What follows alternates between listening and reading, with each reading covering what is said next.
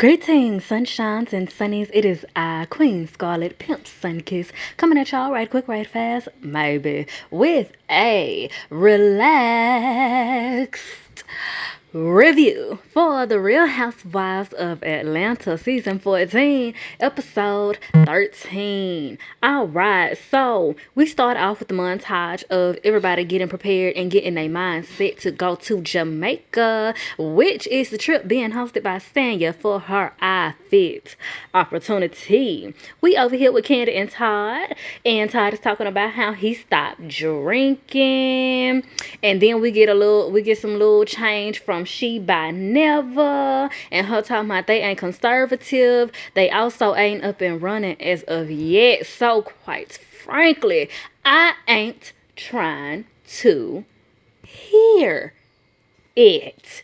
I want to see it. I need to see some cloth. Okay, some cloth, some needles, some thread, something, Sheree. If you don't learn how to knit or something and put something together, moving on. Marlo talking about her nephew's coming back soon. Talking about her sister is ready to send them on back. I'm sure she is. For reasons that are obvious at this point. Then we get Kenya and Drew on the FaceTime, okay? Drew is getting cute and Kenya is already cute. Both of them are already cute, but Drew just got all this stuff all over her face because she actually in the process of some type of facial self-care of some sort. So we, get some indication and implication on how she keep that skin popping, because it do be popping, I ain't gonna lie. Anywho, they talking about the rules that Sanya was putting down in her party at the end of last episode. And they just like, ain't nobody trying to hear that. And Ken is like, what we need to be talking about is my rules, okay? No cheap shit, no cheap food, no cheap decorations. Just throw the whole party away and put me in charge. So Kenya start asking Drew, are her and Sanya good? Are they in a good place or whatever? And Drew basically tells us, what we, the viewers, pretty much already know, that they are a back and a forth and hot and cold frenemy type associate as peoples with each other. And Kenya voices some of her concerns or whatever. And I guess they agree that she like a weird type of suck up or some sort. Okay, interesting.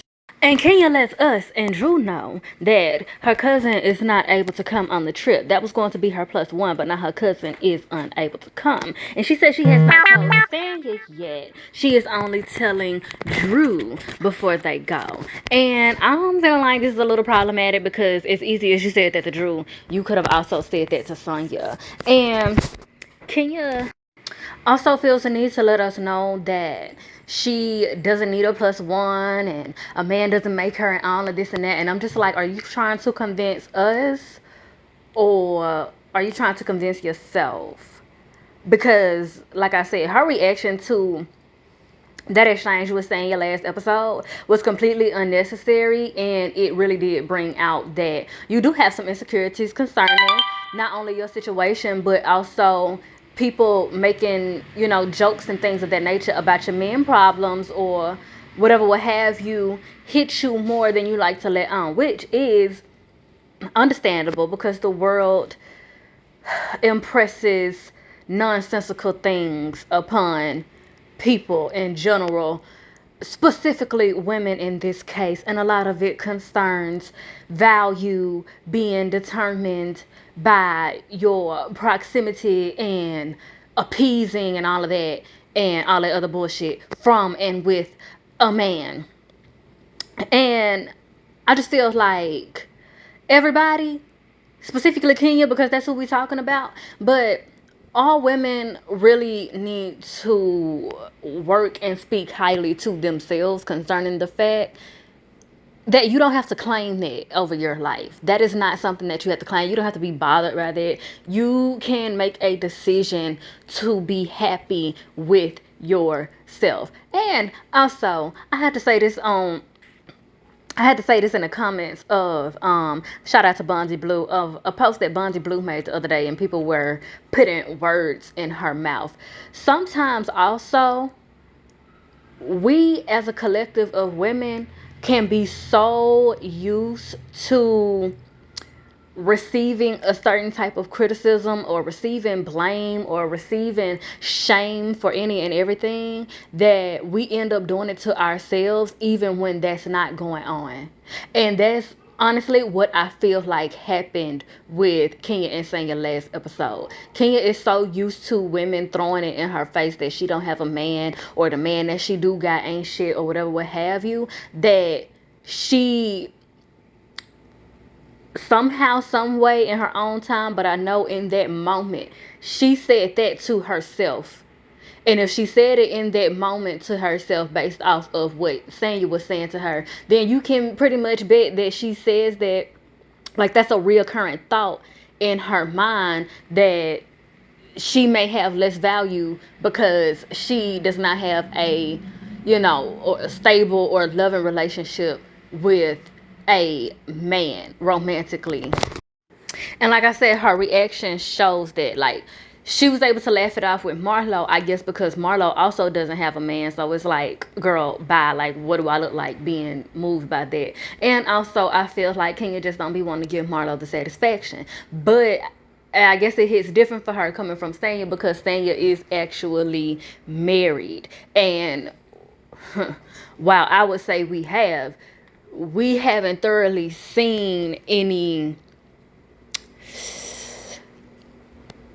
irreconcilable cracks in their relationship. So Kenya probably did take that like that because of her own insecurities, being in the habit of people throwing that in her face, and on top of that, Sanya is married, and we haven't seen many of the, like I said, we haven't seen any irreconcilable imperfections in their relationship. So yeah, anywho, we get a cute little snap with Ross and friends. Okay, we over at the Ross residence, and they are doing a little mini training sesh for Ross and Sanya to get in shape. And we get a cute little push up off from the kiddos. And it's all cute and shit. And we moving on. Before we do that though, Sanya, you got to be out your mind to think you gon' travel with no drama. You got to be out your mind to think you be a housewife with no fights. Are you crazy? Oh, Tim. So then we flip over and we get Ralph roasting the shiggity out of Drew's wig. And this is one thing that I'm glad that he is honest with her about, because baby, that wig was indeed looking a fool. He over there turning, messing with the thermostat or whatever, talking about he trying to get the air up so her wig don't lift. Baby, I think you want her wig to lift so she can take it off and go do something else. So he tried to run his finger through it, honey, and it gets stuck. He said, where you get this from? I cannot. Ralph, you better read and shade the gals, honey.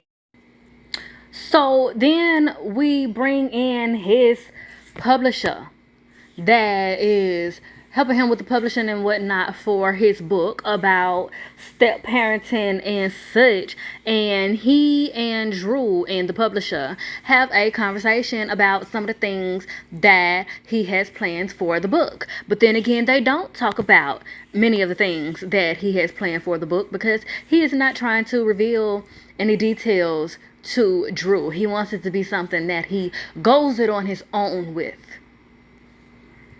her kid, in a book talking about his relationship with her kid, that he also wants her to write the foreword for. So yeah, I'm not gonna tell you anything really about the book other than it's about your kid, and I want you to write the foreword. Tisk, tisk, tisk. And of course, Drew eats all of this up and just waits for one of the housewives to get on Ralph's ass and ask him all of the questions that she feels like she can't ask him, and say all of the things to him that she feels like she cannot say without him moving all of his sleeping belongings into her son's room to camp out because mommy and daddy are fighting. because mommy told the truth. Tis.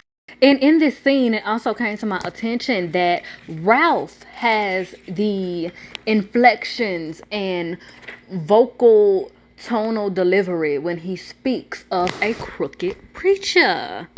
And I'm gonna leave that at that for now.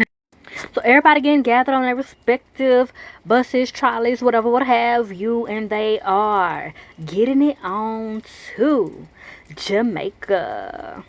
Except Ross is a little behind because he done left his passport. Po lil tink tink. And now who? Moving on. We get to Jamaica. Everybody's on the bus trying to get to know everybody. Okay, doing the icebreaker so everybody can also get to know the plus ones. Also, feeling needs to know, we just gonna know that Todd is sticking true to his non-drinking rule and he is turning down drinks. Child. I ain't gonna lie, if he stays sober that entire Jamaica trip, I give him much respect.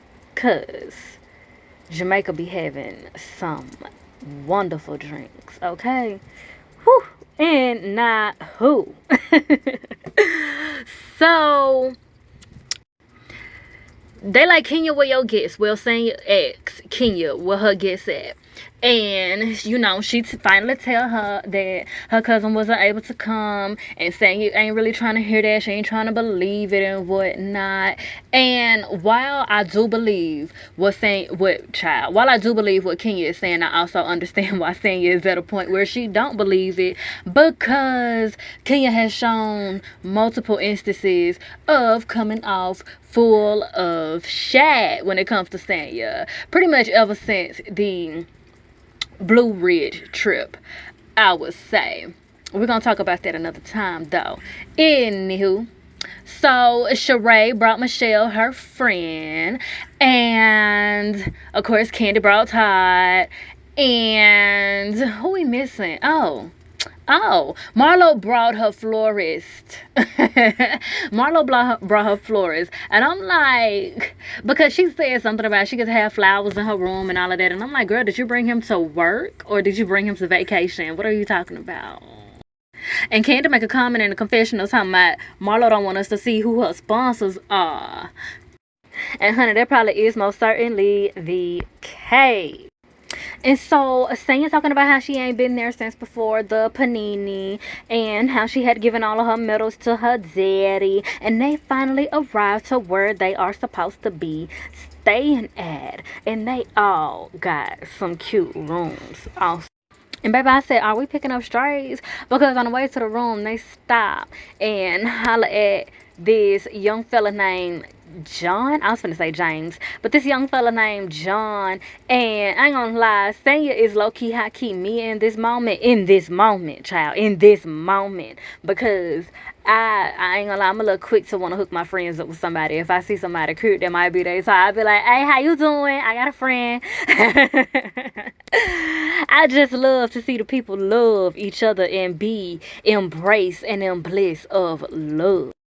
And I also want to know that quite a bit of thought of Kenya did seem to be put into certain elements of this trip, starting with the fact that Sanya, you know, went out of her way to do that. And I don't feel like it's from a place of you need a plus one, you need a man or anything like that. I think she was just trying to emphasize and help Kenya have a good time because it's her birthday. And I also think that she was trying to emphasize to Kenya that she's not trying to be, you know what I'm saying, shady to her or anything. She really is, you know, riding for her. She's trying to be a friend to her or whatever. And so, also with that being said, she put some roses in Kenya's room. So cute. It's also some other elements of something else on that, but I'm gonna save that for another time as well. Anywho, shut up, Marlo. Because Marlo talking about, oh, she approached him, huh? Yeah, I know she approached him. Girl, who's approaching you? Is it anybody of true, authentic value? I said true and authentic, not just monetary. Oh, all right.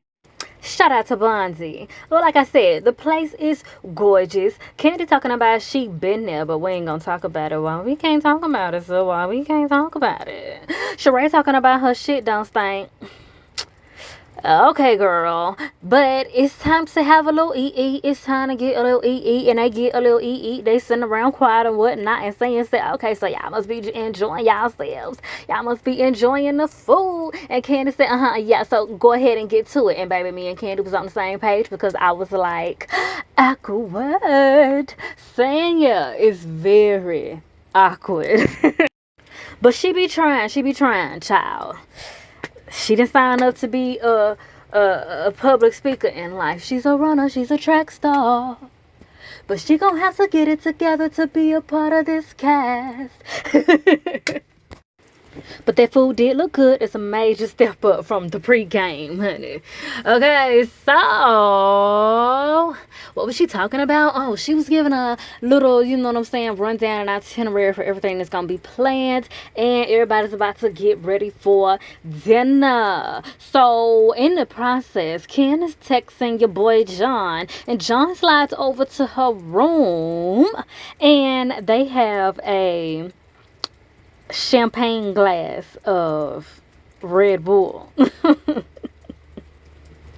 Baby, let's get to this dinner. Oh yeah, though. Before we had got to that part, Sanya had sent them to go find their rooms, and she said, I hope y'all got some nice rooms because I hope you've been nice to the hoes because your room is gonna reflect that and all this, that, and the third, messing with them or whatever. But everybody ended up having a nice room. But when she said that, Kenzie was like, well, if the rooms is designed based on who is been nice to Sonya, then Drew must gonna be in the closet. Not up in the closet. Closet. But alright, child, we get to the dinner, and Sheree is trying to get the conversation started amongst everybody and whatnot. And let me also emphasize everybody, because when you have conversations at a dinner table, it includes everybody who is at the dinner table. That's why there are such things called the kids' table and the adults' table. Because everything talked about at the dinner table includes everyone at the dinner table. Okay, anywho. And she asks Marlo about how her and the boys, and Marlo says, not tonight. So then she, turns her attention to Ralph, and she asks Ralph what's the haps on the craps with his book about Josiah, Drew's son, and his relationship with him, and this, that, and the third. And Ralph gets into talking about the book and also talking about some of the process. And Marlo chimes in and says, Oh, I really want to commend you for adopting Josiah. It's really, really, a really great thing that you plan to do and this and that. And child. Ralph says, actually, I'm not going to, I really can't do that if his father, his biological father, still wants to be an active part of his life, which I hope we are going to actively emphasize the active part on a real note, so that respect that you're giving him, Ralph, will not be in vain, because I'm gonna need you to respect his wishes for something more than him just having a dick. Anywho, so he says all of that, and Marlo is like, oh wait, I'm really disappointed because I'm a foster child. I was adopted, and it just really triggers me when you say that you're gonna adopt him, and then you turn around and you change your mind and criticize. And don't get me wrong, Marlo was making a few valid points, and she was asking some questions that I feel like Drew probably would have wanted to ask also, and she was asking some questions that we had as well. Hence me saying, Ralph, I need you to be respecting his biological father's wishes for something more than him just having a penis. that just so happened to produce Josiah, because it is it is alarming when you voice such a commitment to adopt him and then turn around and say that you're not. And a lot of people have been thinking, oh, and saying maybe he doesn't want to do it because he knows deep down that him and Drew's relationship is not gonna last, or maybe he changed his mind because of this and that, or you know what I'm saying, maybe he don't want the full responsibility, like Marlo was saying, like you don't want him on your taxes, you don't want him this and that and the third, because yeah, he does live in the house with him, but if I'm not mistaken, and what Marlo was kind of getting into when she was going on her tangent, there are some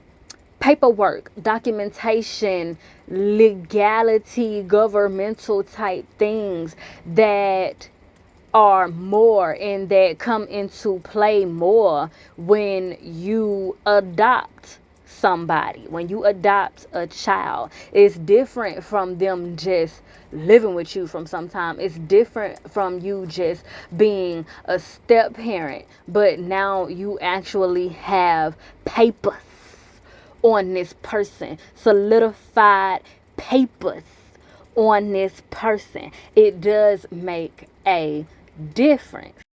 It's somewhat of a ritualistic thing, because there is a process to adopting somebody. People don't just adopt kids, they take them in for a minute and allow them to exchange energy and get to know them and get to know their lifestyle, and so that they can make a mutual agreement on whether or not they are going to adopt the child. And sometimes the child can, what the opinion that the child gives and the perspective that the child gives does make a difference. And then papers get brought into it. So it's like anything that has a whole process is ritualistic. So when y'all be out here just saying that, oh, marriage is just a piece of paper, and like Ralph said, adoption is just a piece of paper. No, it's not. Because if that was the case, then it wouldn't be in play. And then things wouldn't drastically change after you get those pieces of paper into play. You can't just ignore also the changes that had to happen in routine in order to be validated to get such piece of paper. But anywho, as Marlo is passionately ranting, I'm trying to remember, was it the... No, it was the second time that Drew looked like she was about to chime in. So, as Marlo is ranting, Candy was just like, it's really interesting that you feel this strong about it. Or she was like, it's kind of weird to me that you are feeling this strong about it and going this hard about it, given that you have your own situation. Now, I'm going to also emphasize as well that Candy said, it is weird to me that you going this hard about it, being that you have your own situation. I'm emphasizing that to make clear that Candy didn't say what Marlo's situation was, even though majority of the people sitting at that table already know what Marlo's situation is, because Marlo is the one that told them. Even still, Candy said, it's weird that you going this hard about it, being that you going through your own situation. Okay. Marlo then goes on to ask, she was saying the things. It's like, so you would do the whole thing, so you would do like you would do for Michael and William. She says her nephew's name as she is talking to Ralph. giving him, an example so that she can expand her point. And she says, so you would be for Josiah like you would be for Michael and William, like a friend. But I don't want you on my taxes. I don't want to have to do this, that, and the third. It's like a friend. It's more like a friend. And Candy says, how is it like a friend when he lives in the house with him? Marlo then snaps. Marlo then snaps. Let me also reiterate and emphasize that Candy says, okay, this is exactly, it's probably, if I change any word of what Candy said, it's 1 or 2. But the meat and the importance of what Candy said is what is actual factual. Goddamn, okay?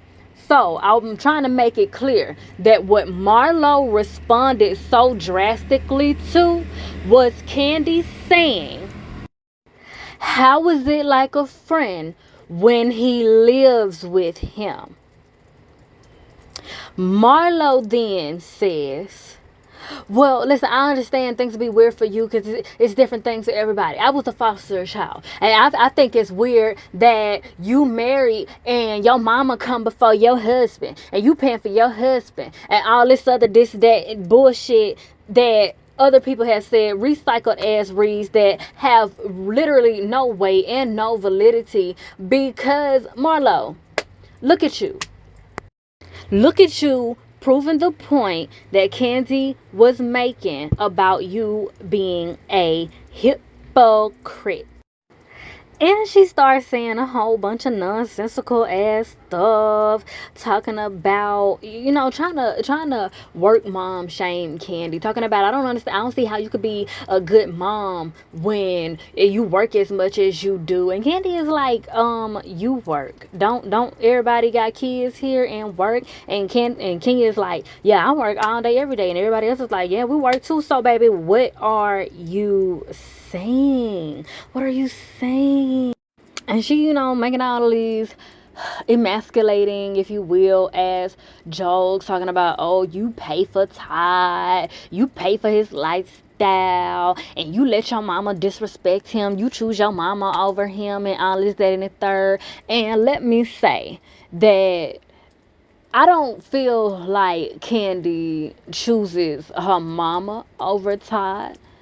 But I will say that Candy has allowed her family to publicly disrespect him more than I feel like she should have.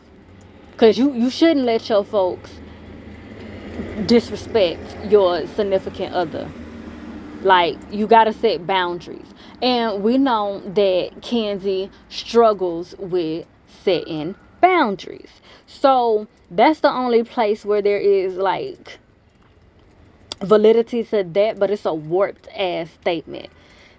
And it's some shit that you took from basically Candy being transparent in her life, which, yeah, it's the show, but for you to pull that out right now is just totally unnecessary. Like, can Candy call you bitch at least for you to go that far? And yes, Candy's net worth on her own is more than Todd's. Howsoever, that's a high ass mark. So you can't act like Todd is out here broke. Like, if Candy lost 500,000, like if Candy lost $1 million today, that Todd wouldn't be able to make up for it. Like, shut up. it's it's not like Candy got all of this money and Todd is SpongeBob flipping Krabby Patties or some shit. Like, no. Like, so that's stupid to say, and that ain't no shit that you can say. Girl, like Candy said, get you a husband and then you can tell her what to do with one. And Marlo, girl, you ain't shit gonna say, you really want a wife.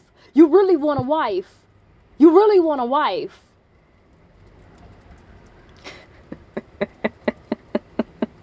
Now, I ain't gonna lie. When she said that, it did tickle me.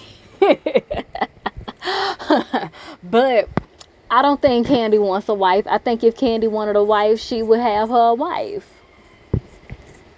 Candy's sexuality is not a secret. But Marlo's, we do wonder if yours is.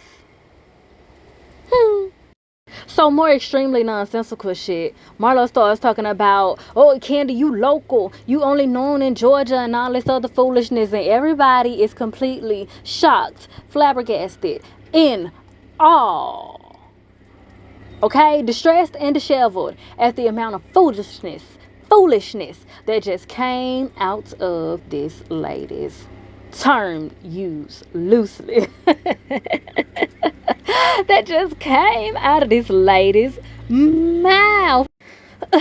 Like, nobody has to go down the list of ways that is a pure, freshly baked lie. Okay? Freshly molded, kneaded, and baked lie.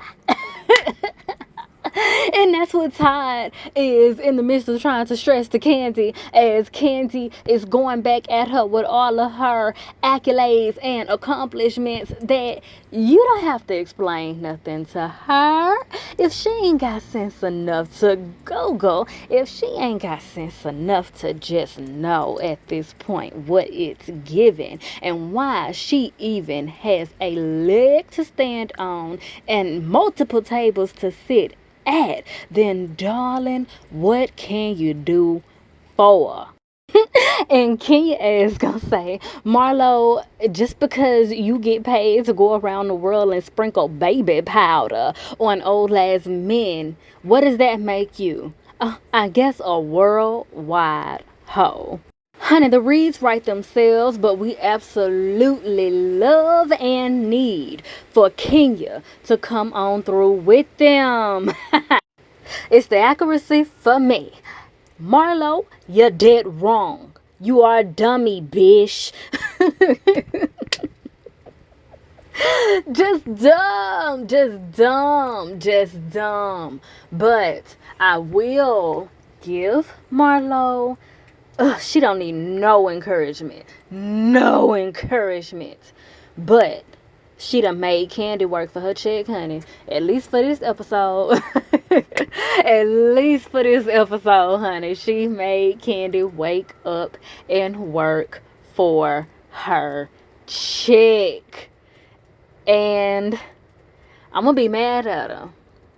But I'm just gonna take a little bit off of it just because it is refreshing to see Candy working for her check.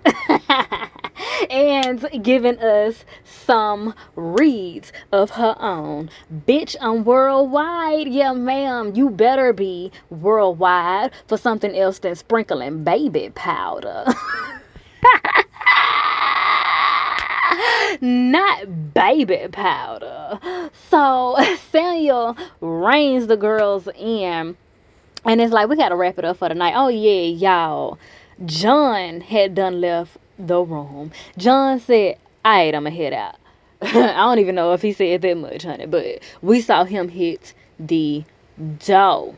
So Sanya closes out the dinner and it's like, you know what I'm saying, we're gonna have this, that, and the third going on tomorrow, and we gonna get it in the bag, and everybody gonna be glad about it. She said something. I don't know what she said. She was saying something, but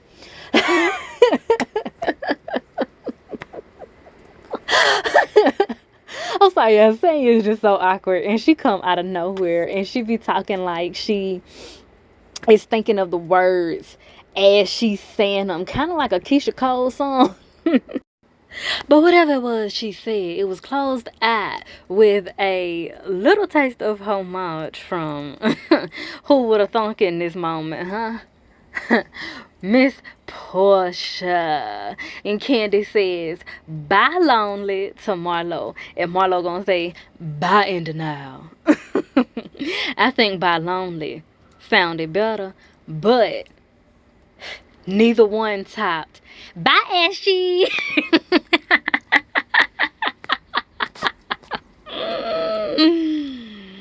Tisk. But But darling, I have milked this cow dry, and I greatly appreciate y'all for gracing me with a dose of your divine timing. And I hope that you all have been thoroughly entertained and enlightened. And if you will, if you're pleased, please do me a divine design and like, share, and subscribe. And be sure to bless my comment section with your questions and conversations. And as always, I bid you all light, love, healing, and liberation. Emphasis on liberation. Mwah.